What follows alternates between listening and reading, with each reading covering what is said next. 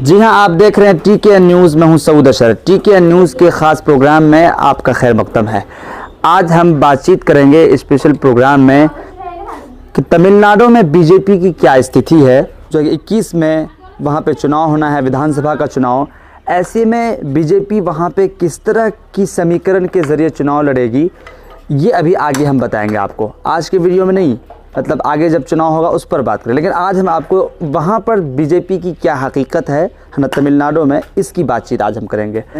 क्योंकि आप अच्छी तरह जानते हैं कि 2016 में जब वहाँ पे तमिलनाडु में चुनाव हुआ था तो उस वक्त बीजेपी वहाँ की तमाम विधानसभा सीटों पर चुनाव लड़ी थी। चुनाव लड़ना बहुत आसान है, लेकिन चुनाव के बाद का जो नतीजा होता है उस पर सबकी गहरी नज़र होती है। मेरी नज़र भी वहीं पर जाकर टिक गई। मैंने देखा कि उनको एक भी सीट वहाँ पर जो है कि जीत नहीं सके और एक भी सीट उनको नहीं मिली वहाँ पर। दूसरी बात जो है बहुत अहम है, वो ये कि वहाँ पे उनका जो इलेक्शन के तमाम विधानसभा सीटों पर जो वोट प्रतिशत मिला वो 2.86% वोट मिला। आप जानते हैं, भले ही बीजेपी के लोग ये कहें कि दुनिया की सबसे बड़ी पार्टी है, जो कि मेंबर्स बहुत ज़्यादा हैं, लेकिन इसी भारत के तमिलनाडु में बीजेपी की स्थिति क्या है वो मैं आपको बताने की कोशिश कर रहा हूँ। खैर, ये तो आपने सुना कि एक भी सीटें नहीं मिली। दूसरी बात, उनका जो वोट प्रतिशत है, जो वोट जो मिला उनको वहाँ पे, वो 2.86% था। अब थोड़ा चलते हैं अभी, जबकि अमित शाह देश के गृह मंत्री, बीजेपी के पूर्व अध्यक्ष और लोकसभा सांसद हैं, वो इस वक्त तमिलनाडु के दौरे पर हैं। लेकिन तमिलनाडु के दौरे पर क्या कुछ प्रतिक्रियाएं लोगों की सामने आ रही हैं, ये मैं आपको तीन जो है कि जो बहुत बड़ी प्रतिक्रिया है वो मैं आपके सामने रखूँगा।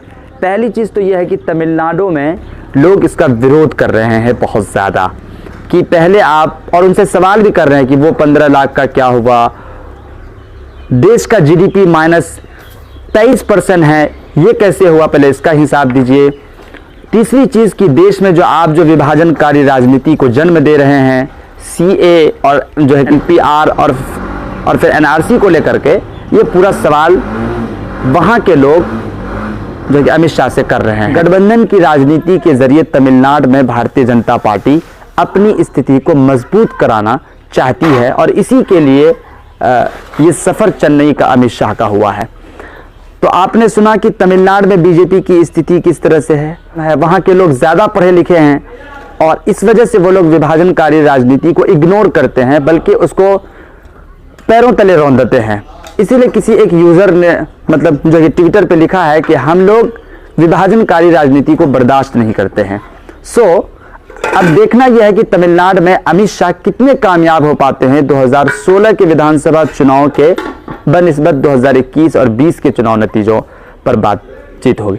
तो इस वक्त बीजेपी की स्थिति वहाँ पे ये कुछ थी जो मैंने आपके सामने रखी है। आपसे अनुरोध है कि इसी स्ट्रिक्टता और सच्ची खबर जानने के लिए आप टीके न्यूज़ को सब्सक्राइब करें, बेल आइकन दबाएं। हमारा ये काम अगर आपको पसंद है तो आप हमारे वीडियो के लिंक को ज़्यादा से ज़्यादा शेयर करें। आप एक लोग अगर अपने 5 दोस्तों को वीडियो भेजते हैं तो ज़्यादा तक सच्चाई ज़्यादा लोगों तक पहुंचती है। बहुत बहुत शुक्रिया।